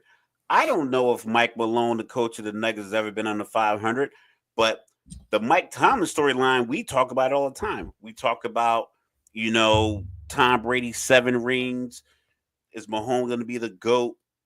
Like right now, Where's the Wemby at? argument for GOAT. A lot of guys are foreign, and You know they what I'm saying? don't. But I that don't know if don't. they, I mean, but to some degree, right? So a guy like SGA, I don't know what his he's personality Canadian. is, but he's Canadian. So it's not like you have this Luca issue or like this Giannis issue where they have these accents. It might be a little hard to understand them. Or the Maybe they get swag not the twisted on same. words. Like SGA can, have a conversation. Or Jaylen Brown just won Finals MVP. Where are you at? They hate talking to Jaylen Brown because I he know, talks but nothing but that's even more intelligence. reason to talk to him. He should be on TV They all the hated time. Barry Bonds. You know what I They mean? should That's have even more they reason. should have Jaylen Brown on CNN Devin Booker. That's a talking good one, social Mike. I was con. going to bring up Devin Booker's name because, you know what I mean? And I don't know if he's up next, but he's probably having his best season of his career right now. And nobody's talking about it. You know what I mean? Like, you got the Pistons. I know nobody really wants to talk about the Pistons, but the Pistons won 14 games last year.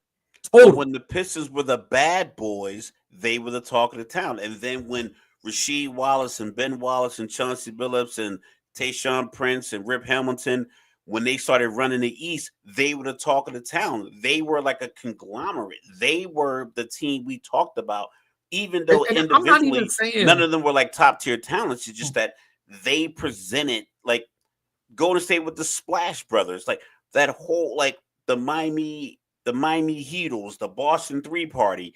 It's not just the end result because Boston only won one championship with that Garnett, Paul Pierce, and Ray Allen. Ray Allen combo, but they were the talk of the town. They were the proverbial villains. Same thing in Miami. Miami won 2 out of 4, but they encapsulated like the personality of the league. But that's why you highlight people, because we already talk about how, and Residente talks about it all the time, how a lot of people don't know these players in these drafts. A lot of them are foreigners. A lot of them went to college for 1 year. Some of them went to small colleges that we didn't get a chance to necessarily just sit back and watch to understand. But my point about the Pistons was they won 14 games last year, 14-68. They've won 11 games already. Wemby and the Spurs are over 500 right now after 27 games. So then you get back to Mr. Logical. What's the problem with the on the court product? Oh, perfect transition because I was about to get into that. When we watch these videos of the open runs up here at this gym, and I think it's somewhere in Manhattan, Lifetime Fitness, and we see guys doing the UCLA runs. We talk about the Miami Pro-Ams. I think Seattle has one. I believe Minnesota has one. A lot of guys playing that. So the fact that I can name of all these different Pro-Ams that these guys play in, Jamal Crawford, Jalen Suggs, Shump still plays in a lot of those things. Michael Beasley plays in the Miami ones. Jeff Teague plays in a lot of them. All of those look like pure basketball. It's dribble drives, it's attacking the rim, it's shit talking, it's real competitive mano a mano basketball. They get to the NBA, you hit a shot and wink at a dude. That's a technical. They ready to throw you and the coach out. They ready to find the owner. It's like they're trying to micromanage this product. I'm like, yo, these dudes came from where they came from, balling the way they ball, showing off their personality. And as soon as they throw a three in somebody's face, you want to give them a tech. But when these guys play these open runs, they're attacking the rim. They're not shooting 53s in open gym.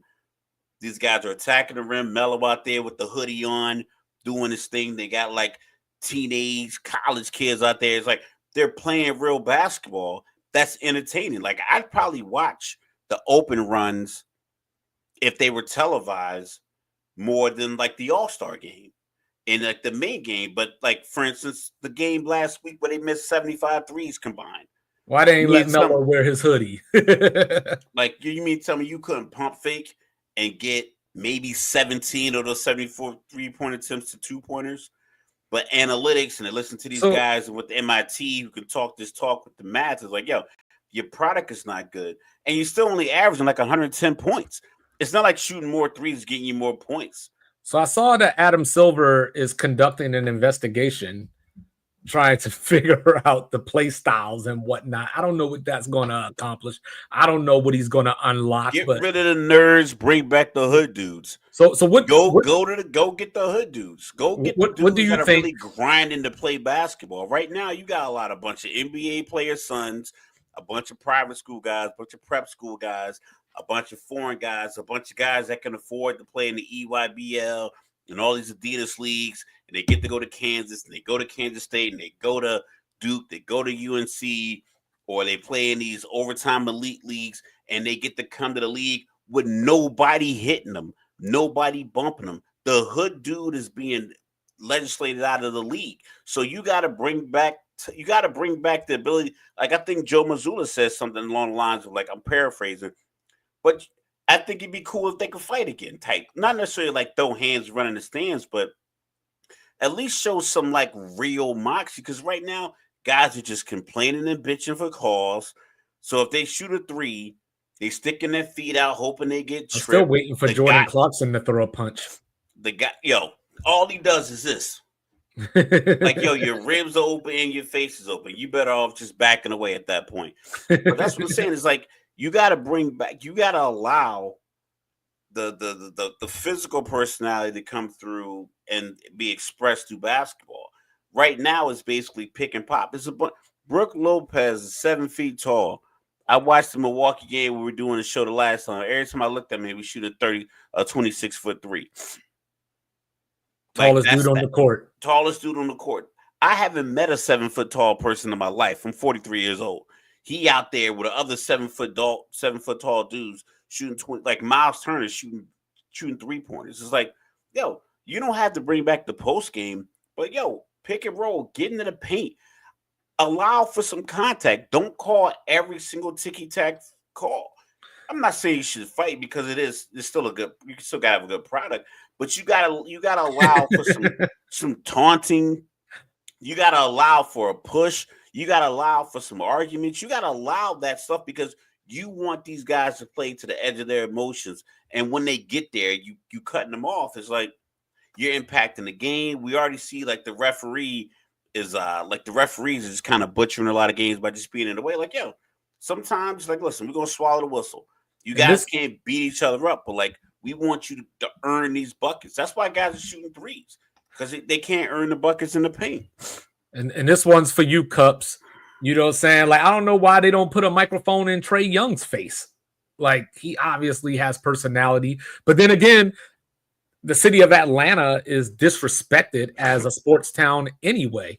I ain't going to say why I think that is, but, but Atlanta doesn't get respect. Even when the Falcons were at the top, or close to the top at least, it wasn't flowing that way. Like Atlanta. I don't think Atlanta's a sports town. I think Atlanta's a popular city that has sports. But that's the NBA's job, though, is to Dallas is not to make the town a sports town, but the NBA's job is to market this stuff and make you want to consume the product. Like so I always talk about Madden.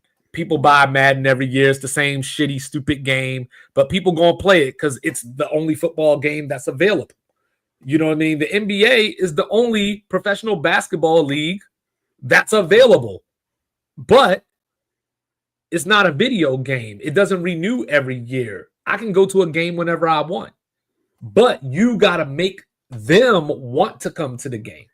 I think the NBA thinks they have a good enough product. I think the NBA feels like we got 30 NBA teams.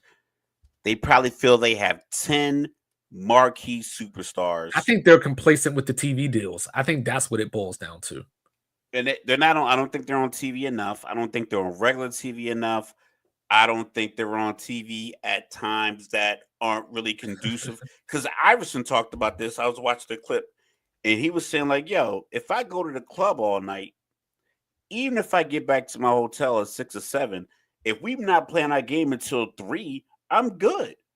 Like, why you not letting me do my thing? Like, we playing at 3, but it's like the NBA, I don't know how many games they have on at 3:30 on Saturdays anymore, 2:30, and just kind of like really just putting a game on for the sake of putting a game on for the fan. Because if you make me wait all day and the only option you give me is to hope that one of these stars plays and they sit out, and I waited all day to see Clippers versus Golden State and Steph and Kawhi aren't playing. Speaking of which, Golden State got that ass tapped by 50 last night. You know what I'm saying? And I was talking to Residente on the phone yesterday, and it was one of those things, right? Like, one of the things that I talked about was, this is a story right here. Dennis Schroeder, I know he's foreign, but he's got some spunk in him, if you will. You know, he'll fight. Yeah, he always ready to fight. Yeah, like I want to see him and Jordan Clarkson go at it in the cage, you know. But anyway, so Dennis Schroeder played against Memphis last Friday. Him and Ja Morant got into it. Taylor Jenkins was yelling at him. It was like this whole big thing, Brooklyn and Memphis. He got traded to the Warriors. The first game as a Warrior was against Memphis. That should have been highlighted. Like, so his last game was against them, and there was beef, and then he's playing them again. And I'm the NBA, like, to some degree, you have to lean into something that makes you stand out. So to James's point about the WNBA, I think they feel they have enough superstars. I think so too, coast to coast, that they can throw the Knicks against whomever at this time of day. They can give you Chicago because Chicago is just a legacy name against whomever. They can give you Ja against whomever. They can give you OKC versus Detroit. But that's the problem. What you're talking about is the problem. Versus Dallas. But what you're talking about is the problem. LA Golden State. Like, what you're talking about is the problem. Because even in the NFL, right? Like, Mason Rudolph was playing for the Steelers. If the Steelers and Ravens were playing, we don't care that Mason Rudolph's the starting quarterback instead of whoever. We're like, hey, this is Ravens Steelers. That's so because the NFL is the caricature of that league. Correct. But what I'm getting at is individuals versus teams, because when we were growing up, you had certain matchups, like you had Bulls versus Blazers, Bulls versus Knicks, whatever. But most times it was Barkley versus Magic, Karl Malone versus Sean Kemp. That changed. It wasn't Jazz versus Sonics, so we don't follow it that same way, right? Yeah, but we don't. So we don't follow it that way, and I think that's that's the way they still follow it. That's right, and that's what I'm saying. I think that was a long-term effect that is still hurting the league. But I think it would. There's no rivalries. Who's the rivalries in the NBA right now? I don't really think you need a rivalry. I think you just need your marquee players. It's just that they only take the easy marquee players. Like I give you an example.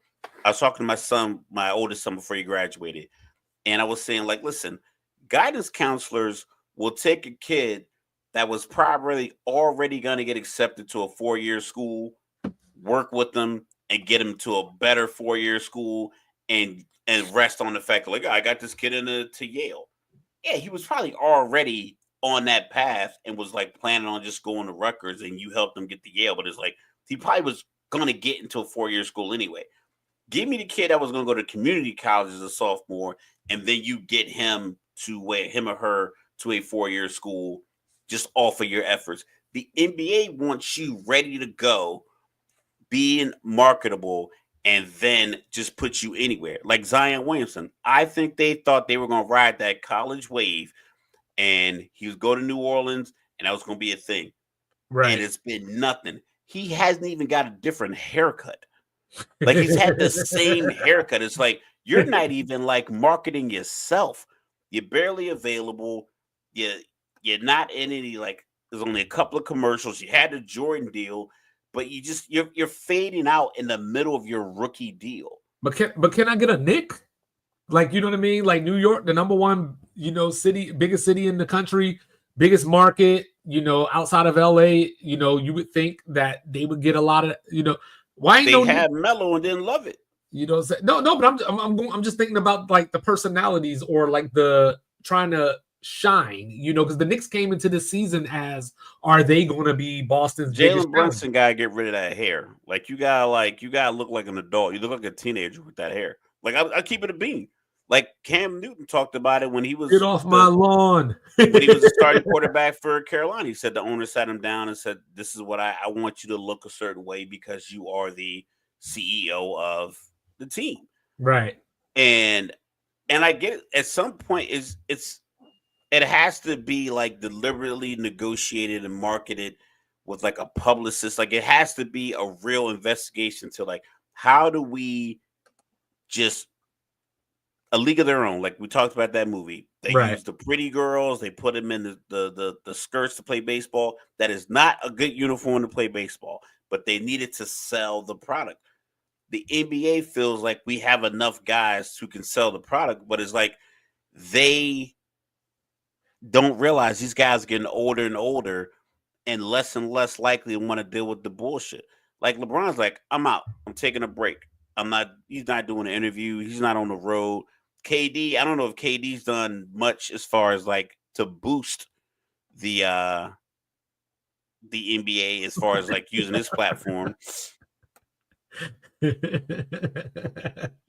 But yeah, and that's the thing, like, what I mean, like marketability, like obviously somebody within the league structure is theoretically talking to some of these guys, maybe trying to find the next, and maybe that guy could be Jason Tatum. If Boston wins another title this year, he gets finals MVP. Go to the rim. They have to create an exciting thing. Like the only dudes that want to dunk it is the small dudes. That's what I'm saying. Ja Morant's exciting. He's going to the rim. He's dunking, but he's getting knocked down. Listen, I'm not knocking his hair. It's just that it doesn't look the same thing I said about Trae Young. It's like, yo, I'm trying to sell you. You don't look like a guy that people follow. I mean, like, you don't look like a guy that's a trendsetter. Your playing style isn't transcendent, so it's like you have to do different shit.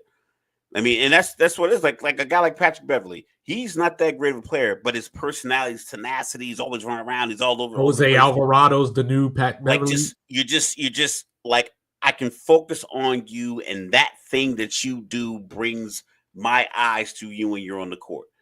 Giannis is just incredibly athletic, and it's like, how does this guy get from half court and 2 dribbles? Well, I think it's just too easy now. Like, these guys have so many avenues to get revenue and to be, they can get their own commercials. They can get their own, like shoe independent of the league or, whatever the case may be. So, like, I don't know what came first. What came first? There's no shoe commercials either. Like, shoe commercials used to be a big deal, but now, like, like ever since I remember I was buying and trading Jordans like 2014, 2015, and I was noticing less and less commercials about shoe drops. It was all internet stuff. So the NBA, like, I think these guys might have independent deals, but they don't promote these players as individuals. Like the Boston Celtics had probably one of the best years in NBA history, like a top 5, top 6 year in NBA history last year. And the whole time, all the pundits were just calling them frauds and not believing in them. It's like, yo, you got to pump that narrative because that's an East Coast team that we can play games at 7:30. ESPN, I need all the pundits. I need someone on the panel to say why they were going to be the best team in history. Yeah, That way, at least that conversation is happening at 6 in the morning, 9 in the morning, 11 in the morning on so that leads to FS1 my on last ESPN. question. So that leads to my last question that I was going to ask you. Do you agree with Jason McIntyre's statement about how shows like Inside the NBA and the talk around the NBA are ruining the NBA? Or have helped ruin the NBA it's LeBron. It's been LeBron centric for so long that they can't make the pivot to another guy. Like we talked about it every year, even the couple of years we've done this podcast and years before. It's like we start the season October, November. The Lakers start out average, just like everybody else. 30 games, they're 18-12. 17-13, and the question was, what does LeBron need to get a championship? And it's like that doesn't make any sense. Like everyone has championship aspirations. Why is the topic of this show? Now LeBron and the Lakers can have that conversation all day.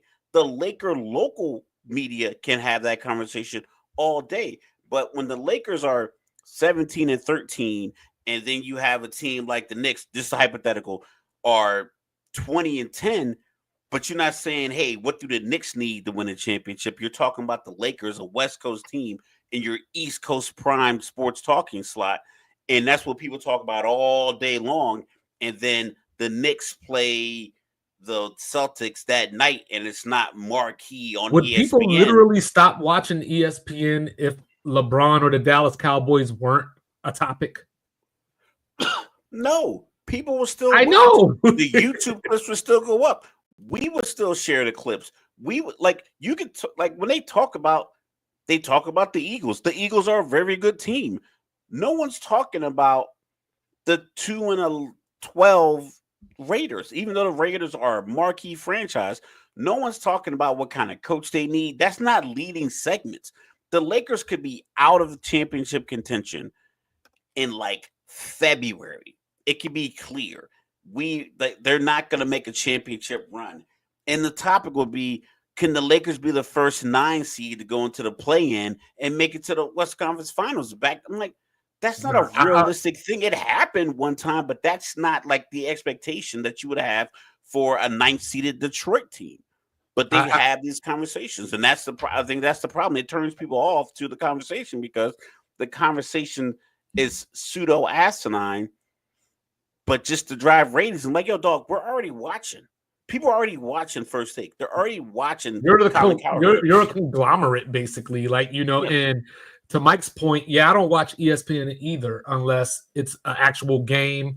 I might catch a segment on College Game Day. College Game Day, I turn on the TV 10 minutes till the game because I know that's when the picks are happening. That's it. I watch Get Up clips. Mike Tannenbaum always says some crazy shit. I watch 100% Resident 100%. What tells fans to drive discussion, which is First Take was never on.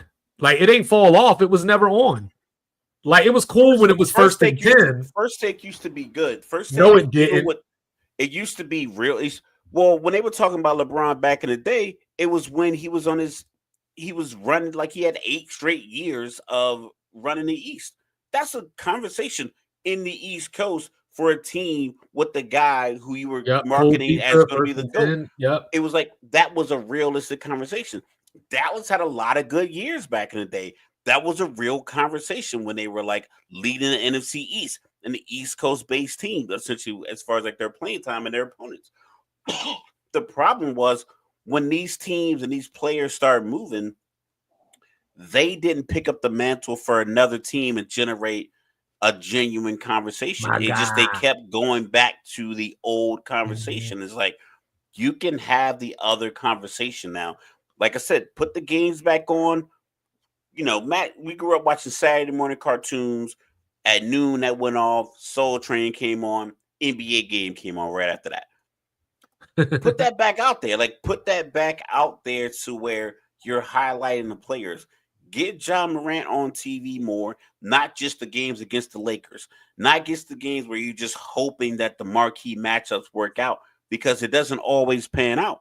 But if you're talking about John Morant a lot, or if you're talking about Jason Tatum a lot, or if you're talking about Cat a lot, if you talk about Ant a lot, and you're constantly having segments to where you're breaking down how Ant did last night, or how Dame did in the NBA Cup, or how Booker's doing, or how they look in Phoenix, or it's Phoenix.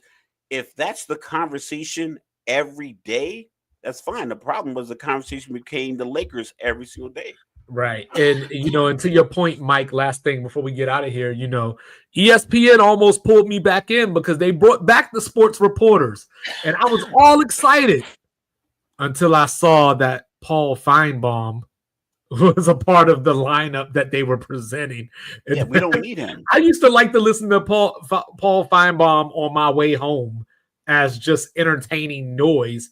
But the sports reporters are supposed to be like, it's supposed to be the next level of sports talk. Dick it's not Shapp supposed to be and his son Jeremy Shapp.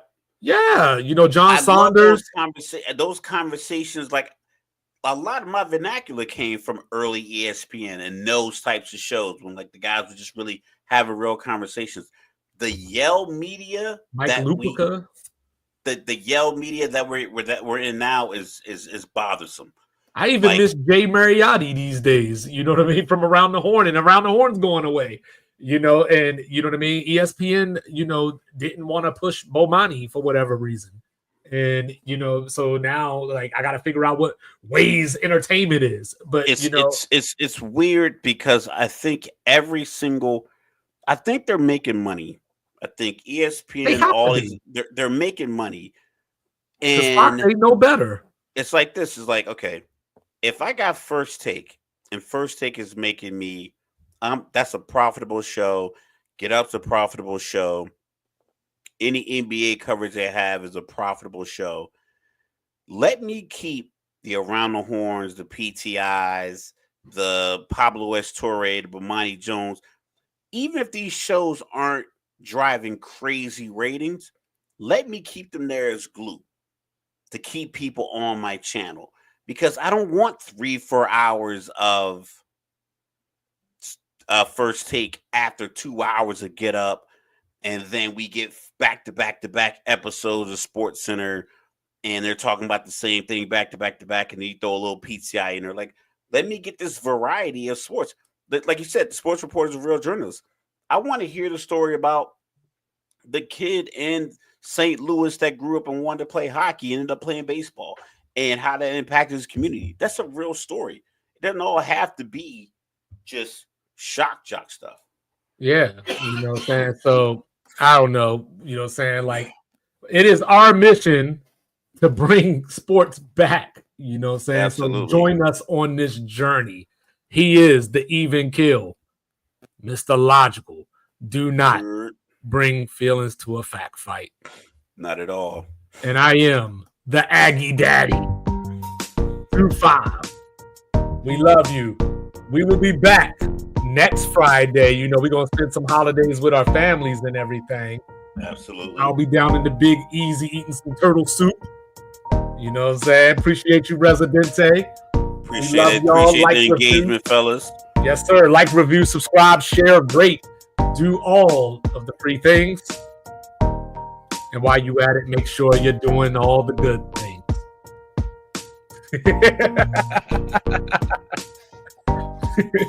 Peace. Peace.